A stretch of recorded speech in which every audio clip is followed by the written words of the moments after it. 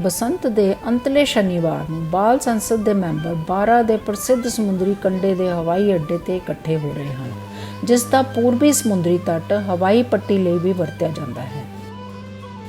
ਜਿਵੇਂ ਹੀ ਹਵਾਈ ਜਹਾਜ਼ ਰਵਾਨਾ ਹੁੰਦਾ ਹੈ, MCP ਯਾਨੀ ਕਿ ਬਾਲ ਸਾਂਸਦ ਪੱਛਮੀ ਸਮੁੰਦਰੀ ਕੰਢੇ ਵੱਲ ਚਲੇ ਜਾਂਦੇ ਹਨ ਅਤੇ ਮਿਲ ਕੇ ਇੱਕ ਵਿਸ਼ੇਸ਼ ਦਿਨ ਦੀ ਯੋਜਨਾ ਤਿਆਰ ਕਰਦੇ ਹਨ। ਵਾਤਾਵਰਣ ਵਿੱਚ ਉਹਨਾਂ ਨੂੰ ਖਾਸ ਦਿਲਚਸਪੀ ਹੈ।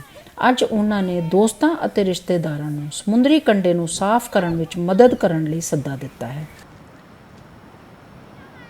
ਜਲਦੀ ਹੀ ਸਾਰੇ MCP ਅਤੇ ਉਹਨਾਂ ਦੇ ਸਹਾਇਕ ਪੂਰੇ ਸਮੁੰਦਰੀ ਤੱਟ 'ਤੇ ਫੈਲ ਜਾਂਦੇ ਹਨ ਅਤੇ ਜੀ ਜਾਨ ਨਾਲ ਮਿਹਨਤ ਕਰਨ ਲੱਗਦੇ ਹਨ। ਇਹ ਪ੍ਰੋਜੈਕਟ ਕਈ ਪੱਖਾਂ ਤੋਂ ਲਾਭਦਾਇਕ ਹੈ। ਸਭ ਤੋਂ ਪਹਿਲਾਂ ਇਹ ਸਮੁੰਦਰੀ ਕੰਢੇ ਨੂੰ ਸਾਫ਼, ਸੁਰੱਖਿਅਤ ਅਤੇ ਵਧੇਰੇ ਆਕਰਸ਼ਕ ਬਣਾਉਂਦਾ ਹੈ।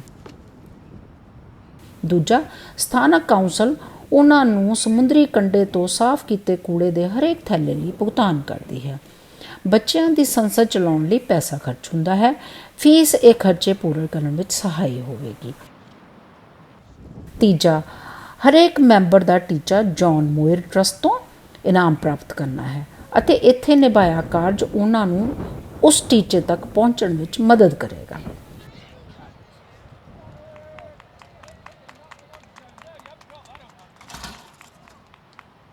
ਕੂੜੇ ਦਾ ਢੇਰ ਲਗਾਉਣ ਵਿੱਚ ਕੋਈ ਜ਼ਿਆਦਾ ਸਮਾਂ ਨਹੀਂ ਲੱਗਦਾ, ਜਿਸ ਵਿੱਚ ਕੁਝ ਅਸਾਧਾਰਨ ਚੀਜ਼ਾਂ ਵੀ ਸ਼ਾਮਲ ਹਨ ਜਿਨ੍ਹਾਂ ਨੂੰ ਤੁਸੀਂ ਕਿਸੇ ਸਮੁੰਦਰੀ ਕੰਢੇ 'ਤੇ ਲੱਭਣ ਦੀ ਉਮੀਦ ਨਹੀਂ ਰੱਖਦੇ।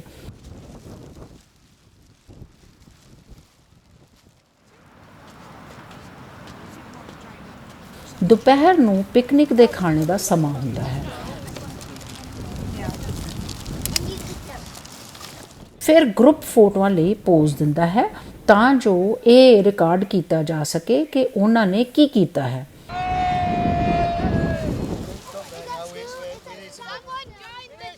ਉਸ ਤੋਂ ਬਾਅਦ ਸਾਰਾ ਕੂੜਾ ਸਮੁੰਦਰੀ ਤੱਟ ਤੋਂ ਹਟਾਉਣਾ ਹੈ। MCP ਅਤੇ ਸਹਾਇਕ ਕੰਮ ਨੂੰ ਜਲਦੀ ਅਤੇ ਪ੍ਰਭਾਵਸ਼ਾਲੀ ਢੰਗ ਨਾਲ ਪੂਰਾ ਕਰਨ ਲਈ ਇੱਕ ਮਨੁੱਖੀ ਲੜੀ ਬਣਾਉਂਦੇ ਹਨ।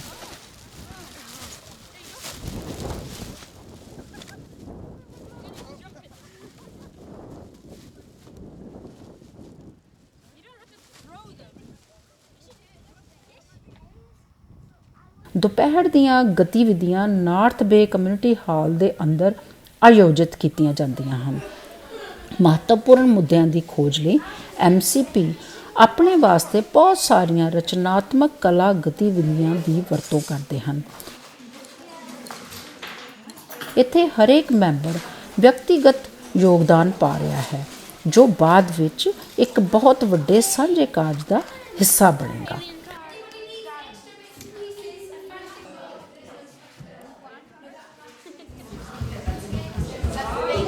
It's squashed lid.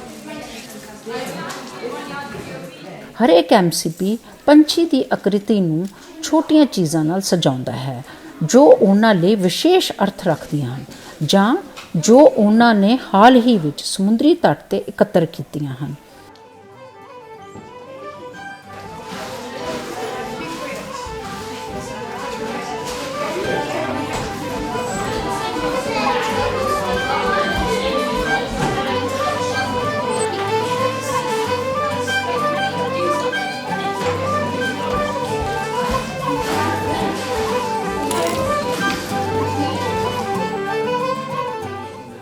ਕੰਮ ਹਾਲੇ ਤੱਕ ਵੀ ਪੂਰਾ ਨਹੀਂ ਹੋਇਆ ਹੈ। ਉਹ ਇਸ ਨੂੰ ਉਦੋਂ ਪੂਰਾ ਕਰਨਗੇ ਜਦੋਂ ਉਹਨਾਂ ਦੀ ਸਾਲ ਦੀ ਆਖਰੀ ਮੀਟਿੰਗ ਬੇਨਬੇਕੁਲਾ ਵਿੱਚ ਹੋਵੇਗੀ। ਫਿਲਹਾਲ ਘਰ ਜਾਣ ਦਾ ਸਮਾਂ ਆ ਗਿਆ ਹੈ।